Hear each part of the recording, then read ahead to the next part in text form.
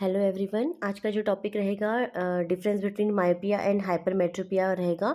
इससे पहले हमने दोनों का पूरा एक्सप्लेनेशन, उसका कॉज, उसका करेक्टेड बाय लेंस और उस पर बेस्ड न्यूमेरिकल कर लिया था।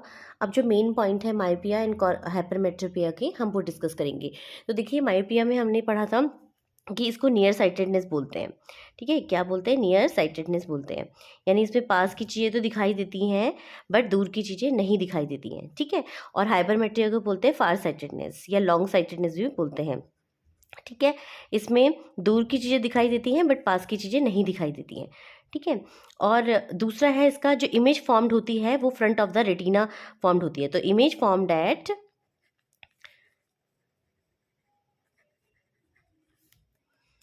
In front of retina, in front of the retina.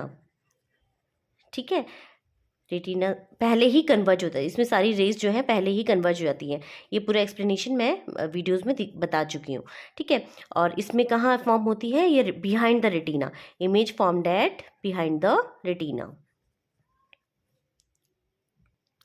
Third point है इसका, इसमें दूर की चीज़ें नहीं देखते। ठीक है, नहीं देख पाते हैं क्लियरली। तो can't see the far objects clearly, far objects clearly. और इसमें क्या होगा? Can't see near object clearly. ठीक है, अब इसका रीज़न भी देखेंगे कि क्या रीज़न होता था। जो फोर्थ पॉइंट है, अब देखिए, ये इसमें फार ऑब्जेक्ट्स को नहीं देख पाता है, तो इसका जो फार पॉइंट था, बहुत इंपॉर्टेंट है ये पॉइंट। जो फार पॉइंट था वो लेस देन इनफाइनाइटी था। क्या था? Less than infinity. यानी मायोपिया में जो फार पॉइंट रहेगा वो लेस देन इनफाइनाइटी रहेगा। और आपका जो ये है फोर्थ हाइपरमेट्रोपिया, इसमें नियर ऑब्जेक्ट्स को नहीं देख सकता था।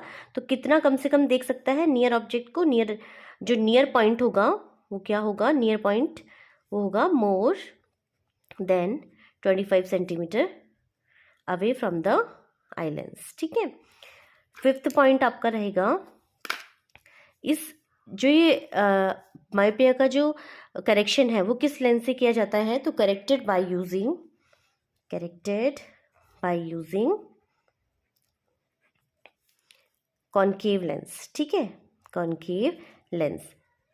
तो देखिए, इसमें जो इमेज होती है जल्दी ही कन्वर्ज हो जाती है, तो यानी ये हाई कन्वर्ज है। तो हमें लो कन्वर्ज बनाना है। कॉनकेव जो लेंस होता है वो डाइवर्जिंग टाइप होता है, इसलिए कॉनकेव लेंस यूज़ हुआ है।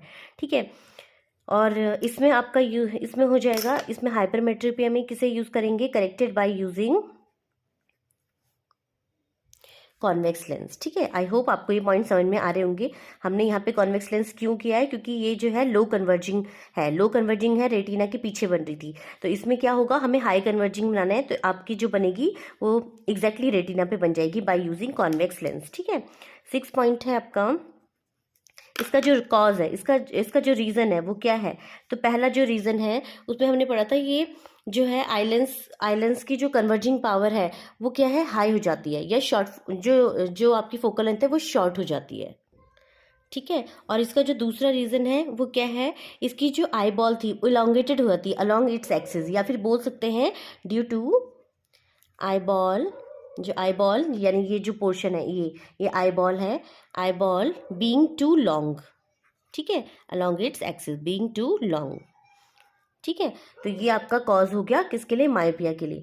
अब हम इसके लिए पढ़ेंगे हाइपरमेट्रोपिया के लिए जो कॉज है वो क्या है। तो इसमें क्या हो जाएगा?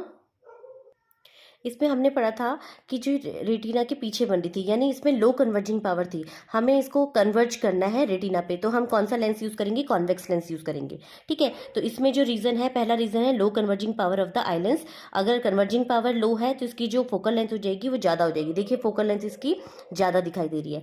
ठीक है, ये पहला कॉज हो गया। दूसरा कॉज हो गया, इसमें जो आई बॉल है वो शॉर्ट हो जाएगी। ठीक है, due to eyeball being too short.